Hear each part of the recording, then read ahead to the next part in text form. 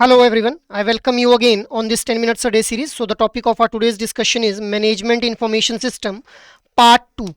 Part 1 के अंदर हम लोगों ने मेन एलिमेंट्स ऑफ एमआईएस के बारे में बात की, रोल ऑफ एमआईएस को समझा और कौन कौन से फैक्टर्स को कंसीडर किया जाएगा during the designing of MIS.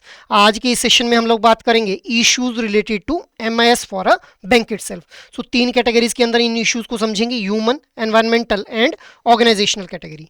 So human अगर एस्पेक्ट की बात की जाए तो यहाँ पे inadequate understanding of user needs by the designer. अब जो भी डिजाइन कर रहा है इस एमआईएस को, अगर उसको यूजर की नीड की एक्चुअल में अंडरस्टैंडिंग ही नहीं है, मतलब पता ही नहीं है कि यूजर को किस चीज के अंदर ये एमआईएस जो है वो हेल्प आउट कर पाएगा, so it will lead to incorrect need definition and analysis itself.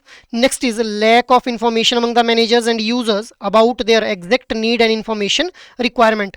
अब जो भी मैनेजर्स या फिर यूजर्स हैं, जो लोग इस एमआईएस को यूज करेंगे, अगर उन्हीं को नहीं पता कि उनको एग्जैक्ट में उनको क्या नीड है इस एमआईएस की और इस एमआईएस के थ्रू वो किस तरह से अपने प्रोसेस को एफिशिएंट बना पाएंगे, तो उस केस में भी it will be a human issue. Next is limited participation for of managers and users in the system design process.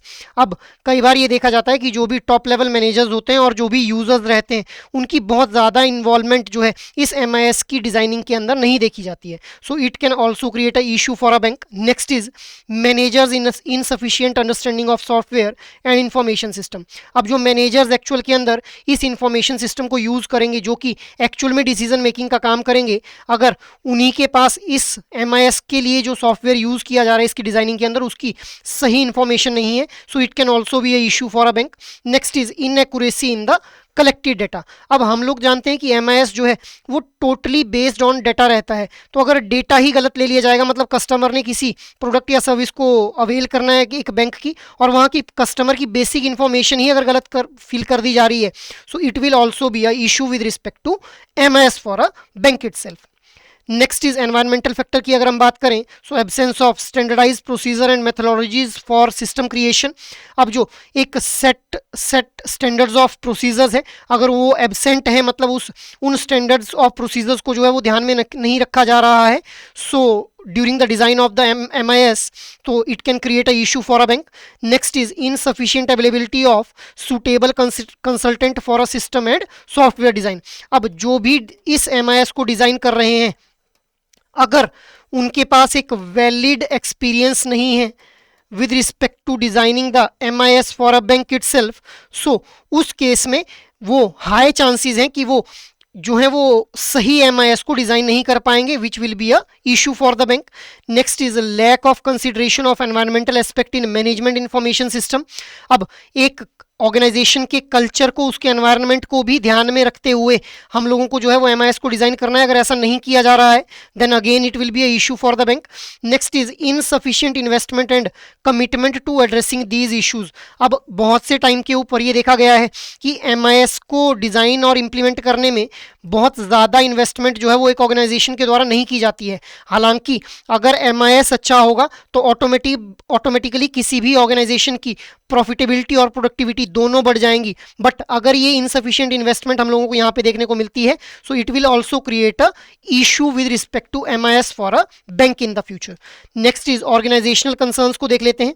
So inadequate condition for effective collaboration among managers, users and system directors.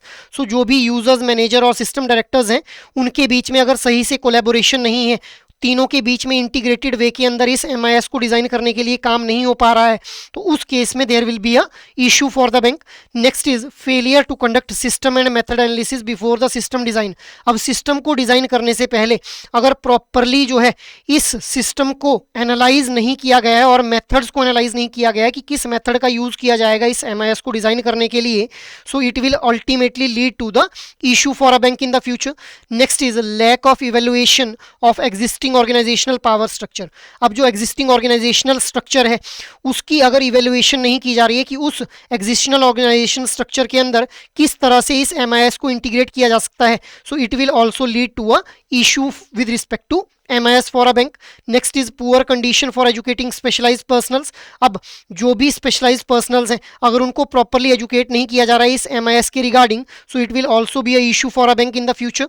Next is suboptimal system implementation and inadequate user education.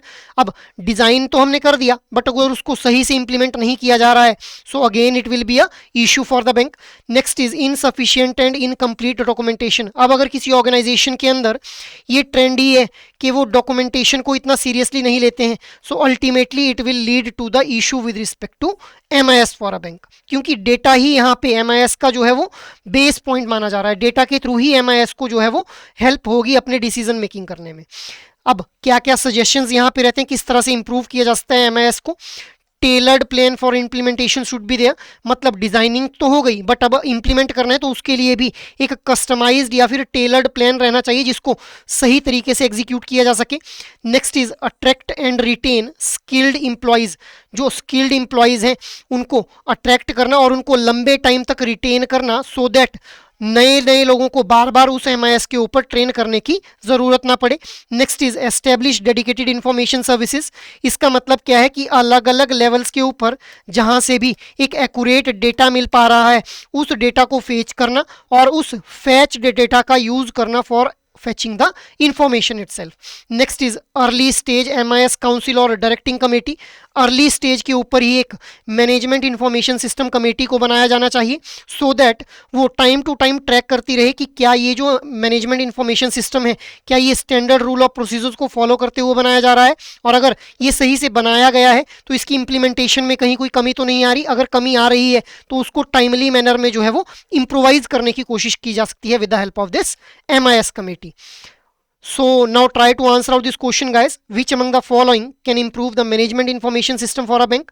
Adequate understanding of user need by the designer, absence of standardized procedures, enthusiastic participation of managers. Your options are 1 only, 2 and 3 only, 1 and 3 only, 1, 2 and 3 itself. So try to answer out this question in your comment box.